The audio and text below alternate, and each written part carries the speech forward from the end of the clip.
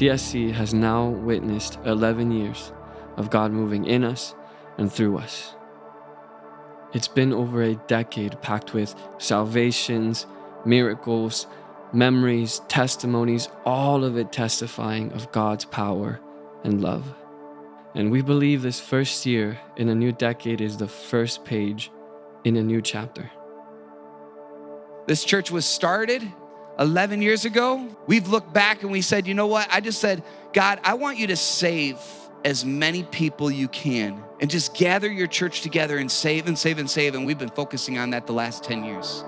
I told my wife, I said, the first decade was for a foundation. Now we have a foundation. You know what this next decade is going to be about? You watch how much impact we are going to make, because it's not going to be about just get them in the room and get them saved. The next 10 years, we are focusing on raising up leaders. This year, it's clear God is showing us we need to look straight ahead, prepare, and have faith for something greater. I told our church leadership that we will raise up 100 leaders in the next 10 years. I'm talking about pastors. I'm talking about people who go and teach. Why? Because I can get so many people saved just by myself, but what happens when I raise up more leaders for the kingdom? And each of them go out and get 100 people saved, or each of them go out and get 1,000 people saved. And we keep raising up leaders. We are focused on developing leaders in this church over the next decade. What would it look like if we wake up and recognize that a life dedicated to serving others is greater than a life of comfort and contentment? If TSC was to disappear today, will the community even notice? What would it look like for you to hear God's voice and recognize a greater calling that leads to a greater impact in the lives of the people around you? That you would believe for greater things than what you're able to see right now?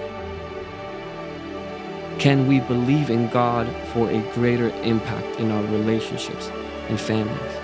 A greater impact in our children and their education? A greater impact in the workplace?